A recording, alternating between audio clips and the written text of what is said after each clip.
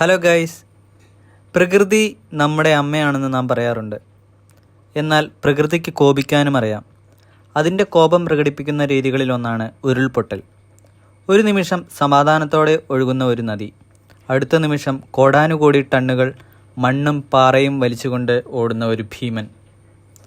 ഇന്ന് നമുക്ക് ഉരുൾപൊട്ടലുകളെക്കുറിച്ച് വിശദമായി പഠിക്കാം. ഉരുൾപൊട്ടൽ എന്താണ്?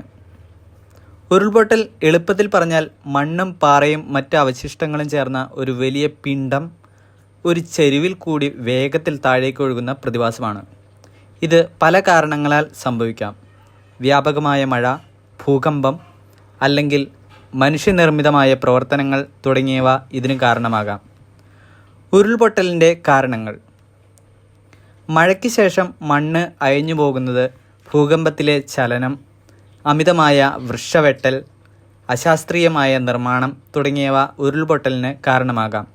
പ്രത്യേകിച്ചും മലയോര പ്രദേശങ്ങളിൽ ഇത് സാധാരണമാണ്. ഉരുൾപൊട്ടലിൻ്റെ അപകടങ്ങൾ: ഉരുൾപൊട്ടൽ വളരെ അപകടകരമാണ്. ഇത് വീടുകൾ, കെട്ടിടങ്ങൾ, റോഡുകൾ തുടങ്ങിയവ നശിപ്പിക്കും. മനുഷ്യജീവനും വളരെയേറെ നഷ്ടപ്പെടും. കൂടാതെ ഉരുൾപൊട്ടൽ പരിസ്ഥിതിയെയും ഗുരുതരമായി ബാധിക്കും. ഉരുൾപൊട്ടൽ ഒഴിവാക്കാൻ നമുക്ക് എന്ത് ചെയ്യാം? ഉരുൾപൊട്ടൽ പൂർണ്ണമായും തടയാൻ കഴിയില്ലെങ്കിലും അതിൻ്റെ ആഘാതം കുറയ്ക്കാൻ നമുക്ക് ശ്രമിക്കാം. വൃക്ഷം നടുക, ജലസംരക്ഷണം നടത്തുക, അപകട സൂചന ബോർഡുകൾ സ്ഥാപിക്കുക തുടങ്ങിയവ ഇതിന് സഹായിക്കും.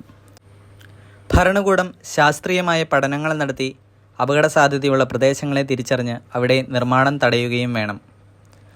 ഉരുൾപൊട്ടൽ സംഭവിച്ചാൽ എന്ത് ചെയ്യണം? ഉരുൾപൊട്ടൽ സംഭവിച്ചാൽ ഉടൻ തന്നെ സുരക്ഷിതമായ സ്ഥലത്തേക്ക് മാറണം. താഴ്ന്ന പ്രദേശങ്ങളിൽ നിന്ന് ഉയർന്ന പ്രദേശങ്ങളിലേക്ക് മാറുക. വൈദ്യുതി ലൈനുകൾ, മരങ്ങൾ തുടങ്ങിയവയിൽ നിന്ന് അകലം പാലിക്കുക. അധികൃതരെ വിവരം അറിയിക്കുക. ഉരുൾപൊട്ടൽ ഒരു വലിയ ദുരന്തമാണ്. എന്നാൽ നമുക്ക് ഒരുമിച്ച് പ്രവർത്തിച്ചാൽ അതിൻ്റെ ആഘാതം കുറയ്ക്കാൻ കഴിയും.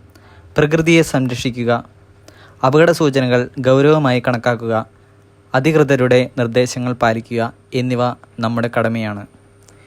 ഈ വീഡിയോ ഇഷ്ടപ്പെട്ടെങ്കിൽ നിങ്ങൾ ലൈക്ക് ചെയ്യുക, ഷെയർ ചെയ്യുക, സബ്സ്ക്രൈബ് ചെയ്യുക.